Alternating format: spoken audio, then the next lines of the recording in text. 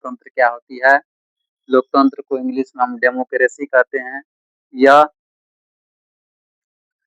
Democracy जो होती है वह ग्रीक भाषा डेमो और क्रेसिया नामक शब्द से मिलकर बनी है, जिनका शाब्दिक अर्थ होता है लोगों का शासन। डेमोस मतलब होता है लोग, और क्रेसिया का अर्थ होता है शासन, यानी लोगों को शासन।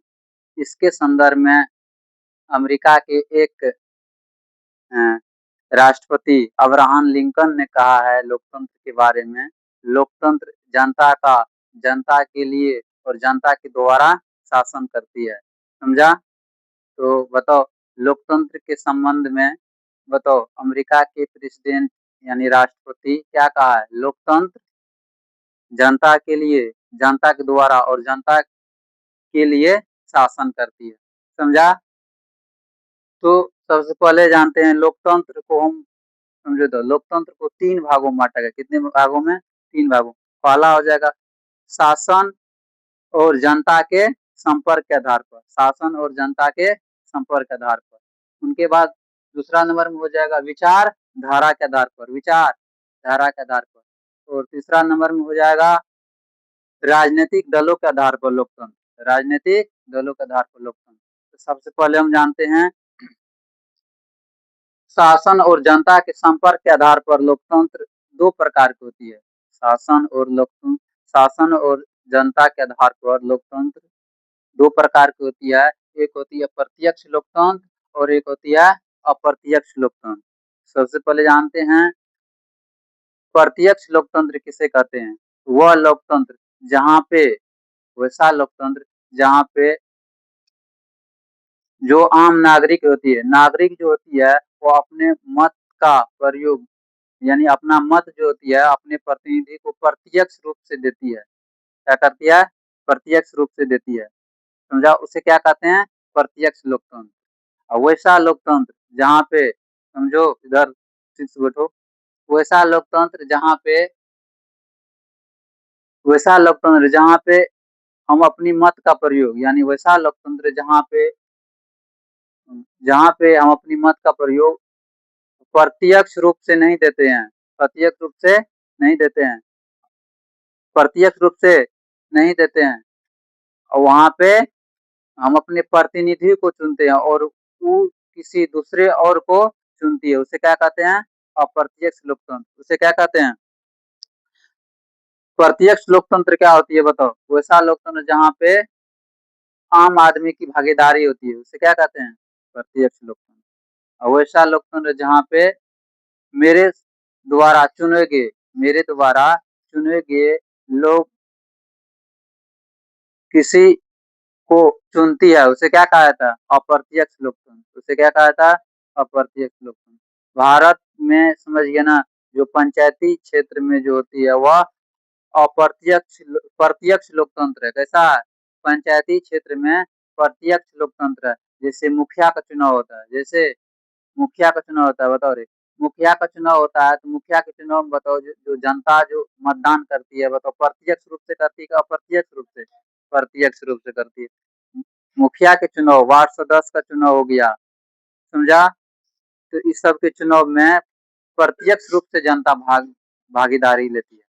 उनके बाद जानते हैं अप्रत्यक्ष लोकतंत्र। अप्रत्यक्ष लोकतंत्र में जनता अपने प्रतिनिधि को डायरेक्ट नहीं चुनती है, अपने प्रतिनिधि को जैसे यहाँ पे समझो तो राष्ट्रपति, जैसे क्या है? राष्ट्रपति, राष्ट्रपति का जो चुनाव होता है वह लोकसभा और राज्यसभा के सदस्यों के द्वारा होती है। और लोकसभा और राज्यसभा में जो प्रतिनिधि को चुनकर भेजे हैं, आम जनता चुनकर भेजे है। कौन भेजा है? आम जनता। तो राष्ट्रपति का चुनाव ये क्या है? अप्रत्यक्ष लोकतंत्र है। कैसा है? अप्रत्यक्ष लोकतंत्र है। समझा? उनके बाद भारत में जो, जैसे भारत में बता दिए अप्रत्यक्ष लोकतंत्र कहाँ होती है, अप्रत्यक्ष लोकतंत्र कहाँ होती है। लेकिन एक देश है जहाँ, जिसका नाम है स्विट्जरलैंड, वहाँ पे पूर्ण रूप से अप्रत्यक्ष प्रत्यक्ष लोकतंत्र है। कैसा है? वहाँ पे सरकार को जो चुनता है, वहाँ पे जो सरकार को जो चुनता है वो आम आदमी चुनता है। समझा? सरकार को जो चुनेगा वह आम जनता के द्वारा चुना जाता है। समझा? हम लोग जो चुनते हैं, बताओ, हम लोग अपने प्रतिनिधि को चुनते हैं और वो प्रतिनिधि सरकार को चुनती है। समझा? प्रत्यक्ष लोकतंत्र, अप्रत्यक्ष लोकतंत्र, समझ गया? उनके बाद आते हैं विचारधारा के आधार पर लोकतंत्र। दो प्रकार की होती है। कितनी प्रकार की होती है? दो प्रकार की होती है। विचारधारा के आधार पर लोकतंत्र दो प्रकार की होती है। पहला हो जाएगा उदार लोकतंत्र, दूसरा हो जाएगा समाजवादी लोकतंत्र। उदार लोकतंत्र किसे कहती है? तो वैसा लोकतंत्र जहाँ पे व्यक्ति इतना विवेकशील होता है कि अपना निर्णय खुद ले सके, अपना निर्णय खुद ले सके। इनका सबसे बेस्ट उदाहरण हो जाएगा अमेरिका। कौन सा हो जाएगा? अमेरिका में भी समझिए ना उदार लोकतंत्र है। वहाँ पे व्यक्ति जो होती है अपने मन पसंद का, समझिए ना, जीवन जी सकता है। मतलब वो इतना विवेकशील होता है कि अपना हित और अपना, समझिए ना, जो उनके हित और उनके, समझिए ना, जो भी होगा, समझिए ना, वो अपना निर्णय खुद ले सकता है, हित और अनहित। समझा? और अपना लाभ हानि के बारे में खुद सोच सकता है। समझा? ये हो जाएगा उदार लोकतंत्र। आगे है समाजवादी लोकतंत्र।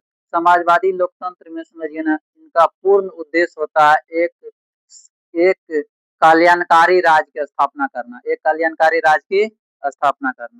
समझा?